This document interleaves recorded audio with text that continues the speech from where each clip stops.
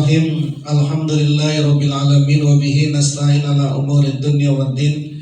Wassalatu wassalamu ala sayyidil mursalin sayyidina wa habibina wa syafi'ina wa maulana Muhammadin wa ala alihi wa sahbihi ajmain, khususan man sannafa hadzal kitab rahimallahu ta'ala wa nafa'ana bihi wa bi ulumihi wa bi ulumihi wa bi ulumihi wa fid dharaini amin. Al-Fatihah. A'udzu billahi minasy syaithanir rajim. Bismillahirrahmanirrahim. Alhamdulillahi rabbil alamin arrahmanir rahim maliki yaumiddin. Iyyaka na'budu wa iyyaka nasta'in ihdinas siratal mustaqim siratal ladzina an'amta 'alaihim ghairil maghdubi 'alaihim waladdallin. Amin.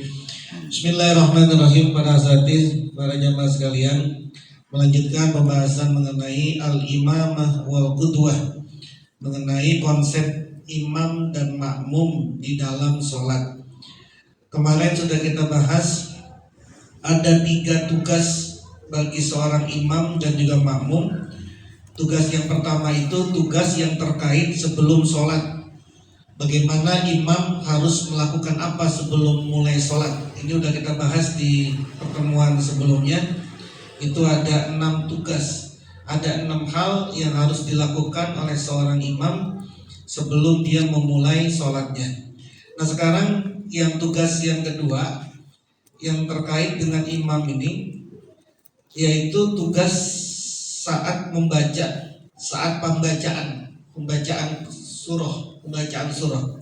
Jadi wa amma wazaiful qiraah fasalasah. Maka adapun tugas-tugas pembacaan, tugas-tugas qiraah, tugas-tugas membacanya seorang imam itu ada 3. Bagaimana seorang imam ini saat membaca itu apa yang harus dilakukan sama dia?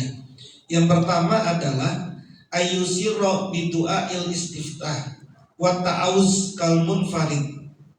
Yang pertama adalah dia harus mensirkan, tidak diucapkan, cukup dalam hati saja. Doa istiftah dan doa ta'awuz. Jadi Allah Akbar kabira walhamdulillah katsira subhanallah itu cukup dalam hati saja. Cukup dalam hati. Ta'awuznya, auzubillahi juga cukup dalam hati. Jadi nggak usah dikeluarkan. Kadang imam ini karena dia ada speaker, ada mic, keluar itu. Sehingga apa yang dibaca oleh imam itu kedengeran semuanya sama. Jadi cukup dalam hati saja. Cukup dalam hati biar nggak keluar suaranya itu. Sir. Kalau zaman dulu kan memang belum ada mic, artinya ketika dia ngucapin Allah Akbar alhamdulillah itu kan dulu nggak ada kedengeran kemana-mana. Tapi karena imamnya sekarang di zaman sekarang semua pakai mic, sehingga ketika dia lirih pun kedengeran kemana-mana. Nanti rukunya kedengeran kemana-mana, sujudnya kedengeran kemana-mana gitu. Jadi cukup disir saja, dalam hati saja. Ketika baca doa istiftah dan juga ta'awuz. Kalau munfarid seperti orang yang sedang sholat sendirian. Jadi tapi wa yajharu bil Fatihah wa surah ba'daha. Tapi mengkeraskan suaranya yaitu ketika membaca Fatihah dan membaca surah setelah membaca surah Fatihah.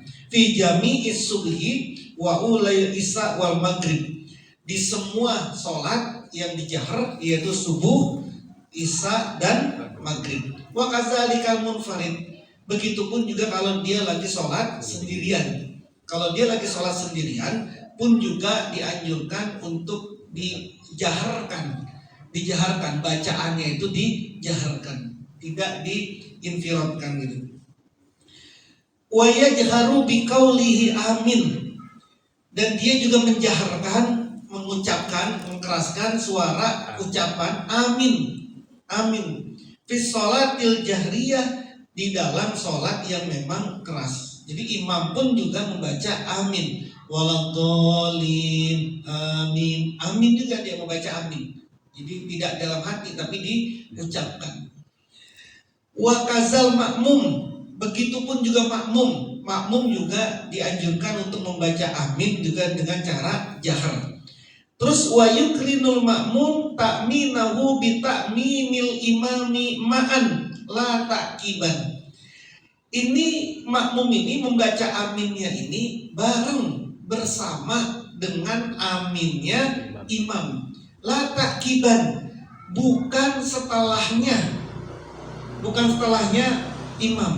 Jadi baca aminnya itu bareng antara imam dengan makmum. Makanya imamnya dijaharkan bacaannya. Wa yajharu bi bismillahirrahmanirrahim. Mengeraskan ayat bismillahirrahmanirrahim. Kenapa? Karena wal ahbaru fihi muta'aridatun. Hadis-hadis tentang mengeraskan bacaan bismillah muta'aridatun, itu kontradiktif. Ada hadis yang mengatakan Nabi itu baca bismillahnya nggak dijahar, tidak dikeraskan, cukup dalam hati. Ada hadis yang mengatakan Nabi itu kalau baca Fatihah bismillahnya dijaharkan. Inilah yang wahdiyarus Syafi'i radhiyallahu anhu al-jahrun. Dan pilihannya Imam Syafi'i yang kita pakai ini adalah jahar. Kenapa? Sebab bismillah itu min suratil Fatihah. Bismillah itu termasuk dari surah Al-Fatihah. Karena dia termasuk surah Al-Fatihah, maka bismillahnya dijaharkan. Tapi kalau kita ke Mekah, ke Madinah yang mazhabnya Hambali mengatakan bismillah itu bukan termasuk Fatihah. Jadi ayat surah Al-Fatihah itu ayat pertamanya itu bukan bismillah, tapi alhamdulillah, itu ayat pertamanya. Bismillah bukan termasuk dalam surah Al-Fatihah. Itu menurut Imam Abu Ahmad, gitu ya. Tapi menurut Imam Syafi'i, bismillah itu termasuk dalam surah Al-Fatihah. Sehingga bismillahnya harus dijaharkan. Kalau kemudian ada orang jadi imam, lalu kemudian dia nggak baca bismillah, Fatihahnya ini nggak baca bismillah. Ketika ditanya, kenapa nggak baca bismillah? Kemarin habis umroh di Masjidil Haram, di Masjidil Aqsa, baca Fatihahnya nggak baca bismillah, gitu ya. Itu di Masjidil Haram nggak baca bismillah, maka kita bisa tidak ikut kepada dia. Kecuali kita tahu memang dia mazhabnya Hambali. Tapi kalau kemudian kita tahu, oh dia subuhnya pakai kunut, atau dia wudunya kepalanya rambutnya cuma sedikit doang, kalau tangan cuma sampai sikut doang, berarti kan wudunya Imam Syafi'i ini. Tapi kenapa kok nyampur sholatnya? Di dalam sholatnya itu menggunakan Imam Hambali. Jadi itu nggak apa-apa, itu orang mufaroqah terhadap itu. Jadi beda kenapa? Karena kita tahu bahwa ini orang nggak tahu mazhab. Sehingga ketika dia nggak baca bismillah, berarti dia dianggap tidak membaca Al-Fatihah. Nah, la sholata illa bil Fatihah. Tidak dianggap sholatnya sah kalau tidak membaca surah Al-Fatihah. Nah, karena bismillah itu adalah termasuk Fatihah, kemudian dia nggak baca bismillah, berarti dia dianggap tidak baca Fatihah. Nggak sah itu. Tapi kalau Anda ke Mekah, Anda ke Madinah, ya memang di sana mazhabnya Hambali, imamnya nggak ada yang membaca bismillah ke sholatnya, kecuali di sir, bacanya pelan doang ini, Bismillahirrahmanirrahim, Alhamdulillahirabbil alamin, langsung begitu. Nah kemudian Anda ikut di Mekah, ada di Madinah, apa dalilnya? Oh itu imam masjid Madinah aku baca bismillah, kenapa di Al-Hikmah di sini baca bismillah gitu? Ya karena emang beda gitu, beda mazhabnya. Jadi nggak bisa Anda main comot ini comot itu gitu.